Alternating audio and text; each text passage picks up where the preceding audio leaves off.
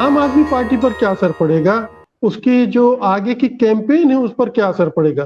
क्योंकि नहीं मनीष सिसोदिया वहां थे तो वो बेफिक्र रहते थे, कहीं भी आप कैंपेन के लिए जा रहे हैं, ये तमाम असर पड़ेंगे।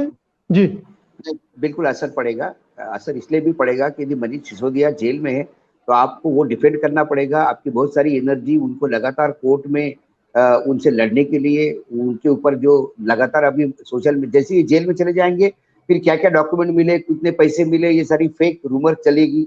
उसके ऊपर एजेंसी भी कभी कहती, यदि वो विपक्ष के लोग हैं तो ये हुआ नहीं, एजेंसी भी चुप रहती तो लोगों को लगता है कि सही हुआ है। तो ऐसे में आपको वो एक कैंपेन संभालना।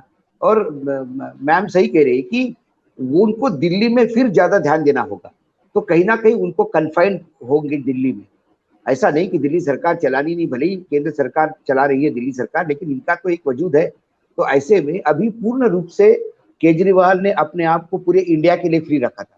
कभी इस राज्य में कभी उस राज्य में, सब रोड शो होते हैं, सब होते हैं, क्योंकि उन्हें मालूम है कि पीछे एक ऐसा उनका एक राइट हैंड है कि जो दिल्ली सरकार को सही ढंग से, मतलब जो वैसा चाहते वैसा चला रहे हैं। उनका जाने के बाद उनके पास सेकंड इन कमांड ऐसा नहीं है जो इनकी जगह ले, क्योंकि जो सेकंड इन कमांड है उसके लिए 3-3 4-4 दावेदार है। आपस में उनके डिस्प्यूट्स भी है, आपस में उनके एक दूसरे को काटने की वो जो रस्सी खींची जो होती है सत्ता में आने के लिए। नंबर 2 के लिए वहां लड़ाई होगी। अब जब पॉलिटिकल पार्टी में नंबर 2 नंबर 3 पोस्ट के लिए लड़ाई होती है तो पार्टी कमजोर होना शुरू हो जाती है। फिर जो ऑपरेशन कमल आप ढूंढ रहे हैं वो वहां मिलने का चांस है। यदि मनीष सिसोदिया की जगह किसी एक आदमी को प्रमोट कर दिया, बाकी लोग नाराज होंगे। वैसे ही तो हुआ, जब आपने गुप्ता को राज्यसभा दी तो कई लोग छोड़ के चले गए। अब आप कुमार विश्वास हो जाए या आशुतोष जी हो जाए, इन सबका मोहभंग क्यों हुआ पार्टी से? क्योंकि जिन लोगों ने अपनी पार्टी में सब कुछ दिया, ऐसे टाइम पे राज्यसभा के टाइम पे आपने पैसे लेके राज्यसभा भेज दिए, ऐसे आरोप लगाते हैं। क्योंकि जो आदमी है वो गुप्ता बहुत बड़ा फाइनेंस का आदमी था बोले, और बहुत राज्यसभा में कोई तहलका मचाने वाला था, उनका तो मैंने कभी नाम भी नहीं सुना सवाल पूछते हुए। तो ऐसे ऐसे वजह से पार्टियां टूटती है, पार्टियों से कई तो लोग छोड़ के चले गए, वो किसी ना किसी इशू पे चले गए। और मनीष सिसोदिया का जेल में जाना ये बहुत बड़ा डेंट होगा। और बीजेपी के लिए ये स्ट्रेटेजिकली उनका चला हुआ एक ऐसी चाल है जो सक्सेस होते हुए उनको दिखाई दे रही।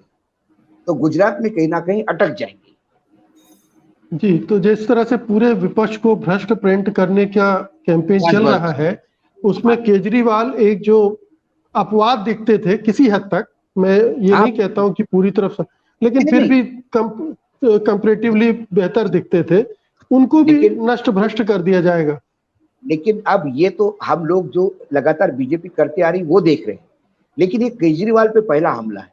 और जैसा कि सिंह साहब भी कह रहे थे और मैं भी मानता हूँ, केजरीवाल परसेप्शन बनाने में दो दो कदम आगे है बीजेपी। ये इस जेल में जाने को शहादत कैसे कर देंगे, और इस जेल में जाने को यदि उन्होंने कैश कर दिया।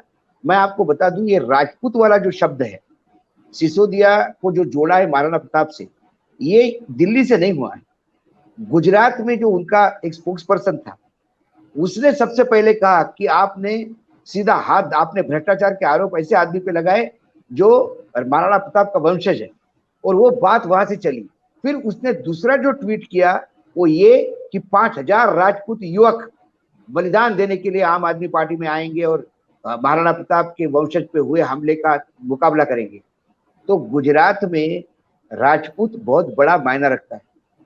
ये वही शंकर सिंह वाघेला हो गया या बाकी लोग होंगे जो कांग्रेस में बड़े वजूद पे थे, वो सारे, गोहिल हो गया शक्ति सिंह गोहिल, ये सब राजपूत क्लैन से आते हैं। तो राजपूत पाटीदार ये बड़े बड़े प्लेयर है वहां पे। तो आपने यदि राजपूतों को सीधा हाथ डाल दिया तो ये कहीं उल्टा नहीं पड़ जाए बीजेपी। ये लोग कहेंगे कि भैया तुम तो किसी को मिला नहीं, पहले भी ये तो बार बार यही कहेगा कि पहले भी आपने मुझ पे सीबीआई रेड की, मेरे ऑफिस पे रेड की, क्या मिला? आपको कुछ नहीं मिला। मैं गुजरात में आ रहा हूँ, गुजरात की जनता के सेवा करने के लिए आ रहा हूँ, तो ये मुझे आने नहीं दे रहा है। ये कैसा खेलेगा ये पता नहीं, और इस मामले में बहुत माहिर है। इसलिए अभी वेट एंड वॉच, ये नहीं कह पाऊंगा कि इसमें बीजेपी बिल्कुल सक्सेस हो गई। हो सकता है बीजेपी का मुंह जल जाए। ये निवाला बड़ा खतरनाक है, ये ऐसा नहीं है कि ठंडा दिखता है, खाने जाओ तो गुलाब जामुन ही ऊपर से ठंडा, चबाओ तो चमड़ी निकाल लेता है मुंह की। केजरीवाल है वो अभी तक वो कोई शिवसेना नहीं है, उद्धव ठाकरे या राहुल गांधी या समाजवादी पार्टी को आप दबा लो। ये वो आदमी जिसने शून्य से पार्टी खड़ी की है, ये पार्टी की पैदाइश करने वाला है। ये बीजेपी में नरेंद्र मोदी को तो विरासत में मिली पार्टी, इन्होंने पार्टी सामने खड़ी की है, तो इसको पता है क्या करना है। And I am 100% sure this is going to be a very tough battle for BJP also to counter his perception. लेकिन ये केजरीवाल के लिए भी अब तक की सबसे बड़ी चुनौती है, सबसे बड़ा संकट है, सबसे बड़ी चुनौती है। केजरीवाल चुनौतियों से लड़ने में मजा आता है, जितनी ज्यादा चुनौती उतना वो स्कोर कर जाता है, क्योंकि अभी तक तो उसने वही किया। जब पार्टी शुरू की तो कौन पूछ रहा था, लोग हंस रहे थे कि अन्ना ने खुद कहा था कि मैं इनके साथ नहीं हूँ। जिस अन्ना के नाम से आपने पार्टी बनाई उसी के साथ फिर कई लोग छोड़ के चले गए, कई लोगों ने हमले बोले। बिल्किस पर बिल्कुल खामोश है, बिल्किस पर पूरी तरह से खामोश है कई जगह। मुझे बताओ ना, इनको सिंपल सी बात है, इन्होंने जब सर्विस में थे तो इन्होंने बॉन्ड भरा था, ये विदेश चले गए, आए नहीं, सर्विस रूल के हिसाब से इनके ऊपर एक्शन हुआ। जब इन्होंने देखा कि अब कोर्ट भी बोल रहा है कि तुमको पैसे भरने पड़ेंगे, तो इन्होंने उठा के प्राइम मिनिस्टर रिलीफ फंड में पैसा जमा कर दिया, और उसमें भी बताने का प्रयास किया कि मुझे तो क्या है, मैं तो लोगों जनता से पैसा इकट्ठा करके दे दूंगा, मैं तो जनता के लिए लड़ रहा हूँ, ये फाइन में। उसमें भी इन्होंने, वो उनकी मेजर गलती थी, वो एक फ्रॉड था, सर्विस फ्रॉड था, लेकिन उसको भी बड़े बड़े प्यार से उन्होंने अपने फेवर में कर लिया। जैसे मोदी जी किसी भी चीज को, किसी ने काला कपड़ा पहन के प्रोटेस्ट किया तो उसको काला जादू बता के खेल गए। मोदी जी भी तो ऐसे ही करते हैं, अपने जो जितने भी गलतियां होती है उसको ढकने के लिए वही शब्दों का खेल और परसेप्शन बनाते हैं। वैसे ही परसेप्शन ये आदमी बनाता आ रहा है, हर टाइम इन पे आरोप लगते हैं और ये खेल जाते हैं उस आरोप को। अभी तक तो नहीं अटके, अब ये भी जैसा आपने कहा परीक्षा उनकी भी है, लेकिन इसमें जो भी जीत के आएगा वो आने वाले राजनीतिक, वो सिकंदर हो जाएगा, सिकंदर हो जाएगा आने वाले समय। यदि इसमें से ये निकल गए तो आप समझ लीजिएगा गुजरात में बीजेपी बहुत तकलीफ में आएगी।